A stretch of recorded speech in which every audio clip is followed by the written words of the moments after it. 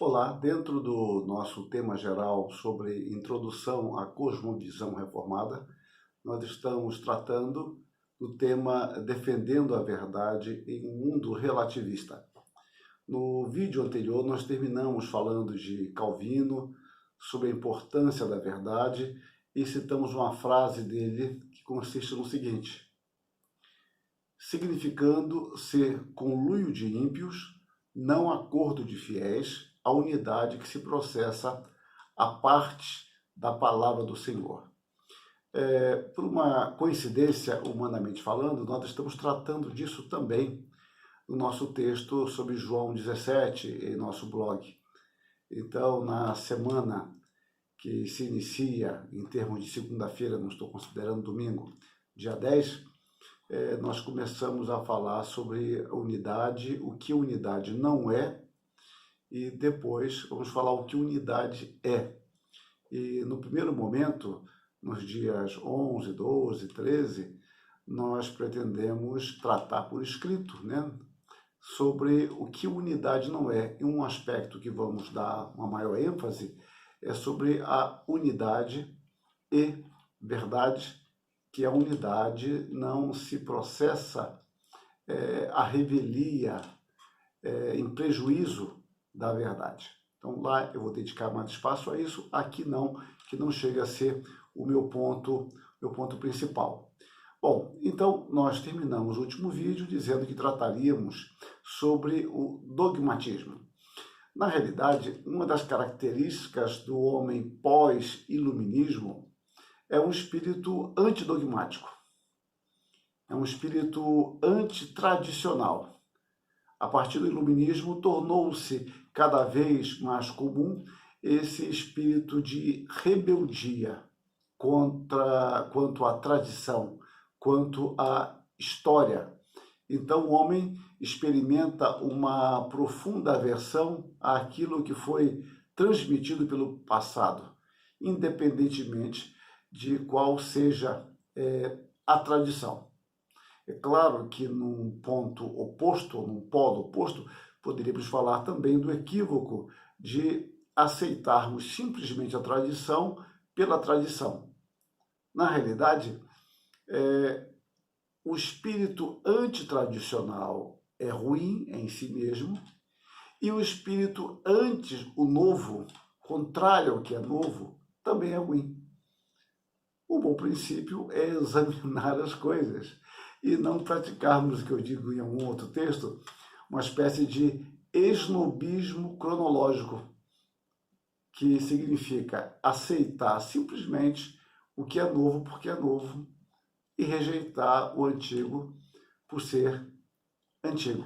Então, esses dois extremos são, obviamente, perigosíssimos. Mas meu ponto aqui é o antidogmatismo, que, dentro desse espírito, entende que a perfeição, o modelo ideal, está sempre no futuro, nunca no passado. Mas vamos começar a ver a palavra dogmatismo. O que significa ela? A palavra dogmatismo, ela provém do grego dogma, que é apenas uma transliteração, ela não foi traduzida. Ela tem uma gama de significado muito extensa, como opinião, certeza, proposição, enunciação, doutrina, verdade, decreto, estatuto, ordenança, parecer, e assim vai. Dogma é derivado do verbo dokel, que pode ser traduzido por pensar, cuidar, considerar, supor. Então, a palavra paradoxo tem o sentido de contrário à opinião comum, né? Verbo dokel, vem o substantivo doxa, então paradoxo que está ao lado no sentido de oposição do corrente, do comum, do que é pensado. Então, o paradoxo significa isso, uma aparente contradição, paradoxo, uma oposição àquilo que normalmente, comumente é aceito. Mas voltemos à ideia de dogma e dogmatismo. Na antiguidade, os gregos usavam a expressão dogmatismo para expressar qualquer opinião aceita como verdadeira. No caso, não dogmatismo, mas o dogma. E também para se referirem à ordem ou decreto do soberano ou da assembleia. Então, esse decreto era um dogma. No campo filosófico, que é o que nos interessa, o dogmatismo era o designativo aplicado a todo o sistema que aceitasse certas teses como sendo verdadeiras. Neste caso, o dogmatismo era contraposto ao ceticismo, que eu vou falar depois, que está relacionado com a ideia de dúvida e de duvidar. Numa forma ainda mais depreciativa, dogmatismo tomou a conotação de toda e qualquer posição doutrinária que afirma, sem declarar com evidências seguras, suas posições, tentando impô-las como algo verdadeiro e final. No Salmo 10, nós observamos o salmista retratando este comportamento que ele chama de perverso e soberbo. No verso 4 ele diz: o perverso, na sua soberba, não investiga, que não há Deus são todas as suas cogitações. Aqui não aparece a palavra dogma, mas o espírito do dogmatismo, como era definido na antiguidade entre os gregos. Ou seja, eu não preciso examinar uma opinião contrária à que eu tenho. Eu estou perfeitamente convicto da minha e pronto. E aqui o salmista diz que é uma atitude de soberba o não investigar. Bom, nesta acepção, o dogmatismo assume um caráter ideológico e político, mediante a imposição de uma ideia que deve ser imposta sem maiores investigações.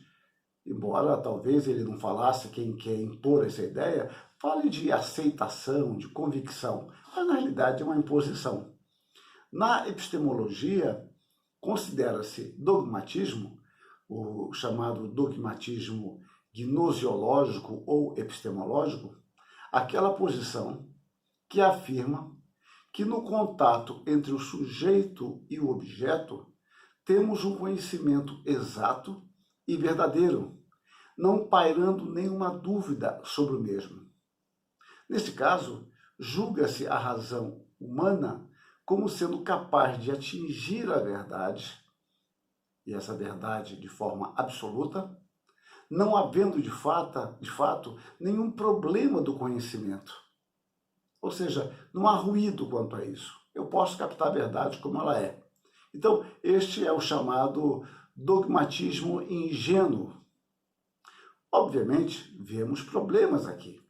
O dogmatismo peca por sua exagerada confiança na razão. Então, ele é extremamente otimista quanto a si mesmo. Nós podemos perguntar, não seria possível um dogmatismo fruto de uma pesquisa e de observação que acredite em suas conclusões, mas que ao mesmo tempo esteja disposto a mudar de opinião se for convencido?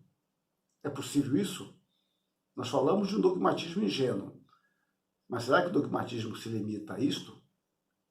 Bom, eu vou deixar isso para o próximo vídeo, porque esse está ficando mais extenso do que eu imaginei. Pensemos um pouco mais nisso e no próximo vídeo trataremos desta questão. Que Deus nos ilumine, Deus nos guarde e nos abençoe. Amém.